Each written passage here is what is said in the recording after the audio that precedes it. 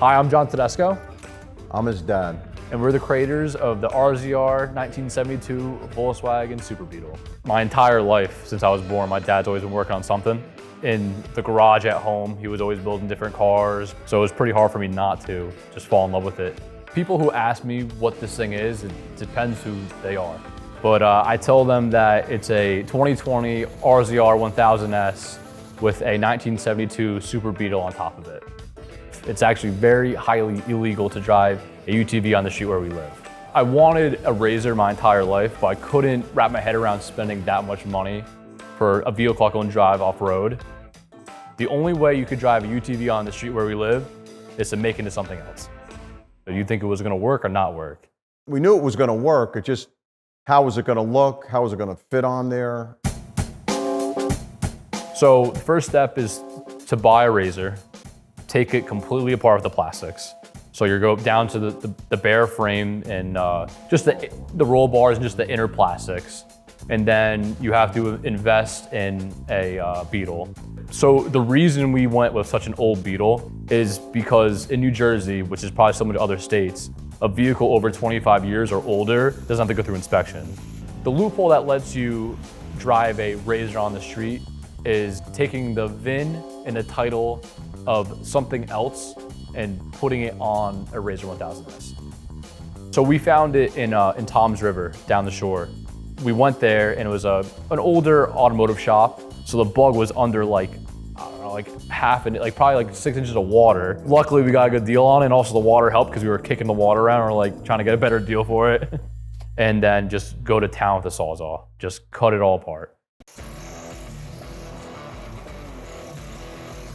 The more you cut, the less weight you have of it, the better it's gonna be. So we got it mounted to the RZR, and then it was more of like the cosmetic stuff. So we went on eBay, got 18-wheeler fenders, sliced them up, put cardboard cutouts to measure it, then we cut up the 18-wheeler fenders, welded those onto the body.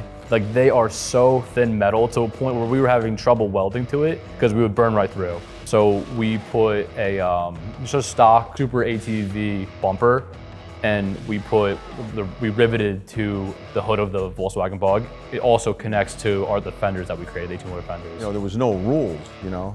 There's no rules on any of this stuff. You just try to figure it out. Like, me and my dad are not professional fabricators, professional mechanics. We're just two average people who have a pretty good idea around vehicles, around cars, and we just kept on cutting things off. We would weld it. If we didn't like it, we cut it off, weld it. It was definitely a team effort. After the metal work, we sanded it all down. We put door glass, kind of fill in any holes, any dents to make the body as smooth as we can. And then we primed it, and then we used a bed liner on it, usually used for trucks. It's called Raptor liner, and it has a tint of color, so you can tint it and make it any color you want. We went for pretty obnoxious colors because we want people to know that we're going down the street, going down the trails. From there, it's just little cosmetic parts that give it character. So we did light bars, LED rock lights. To make it street legal, you need to have a street legal kit on it. So it's a horn, lights, and turn signals.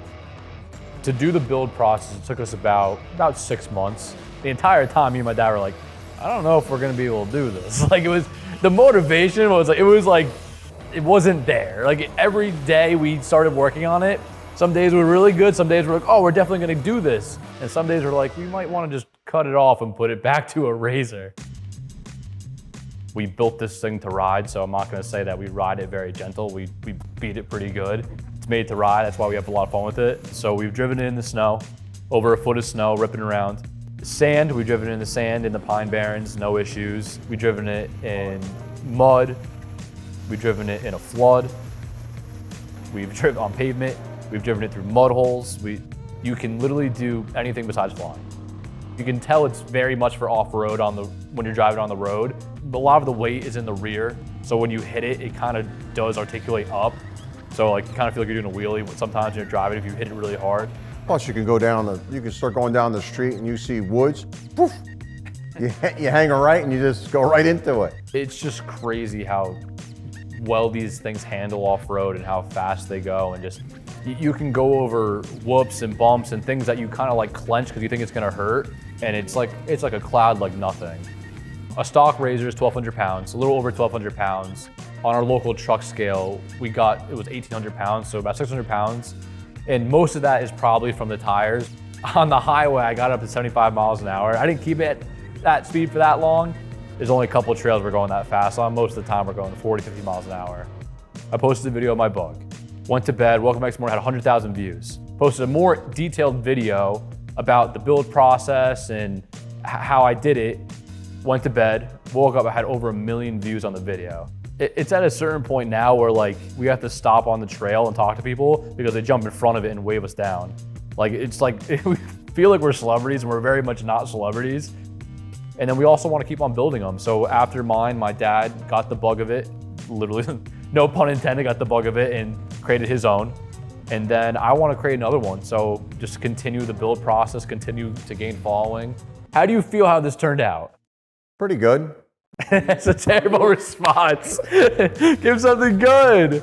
I think we're both pretty pleasantly surprised how it turned out. We did not think we were gonna get the result that we have. Yeah.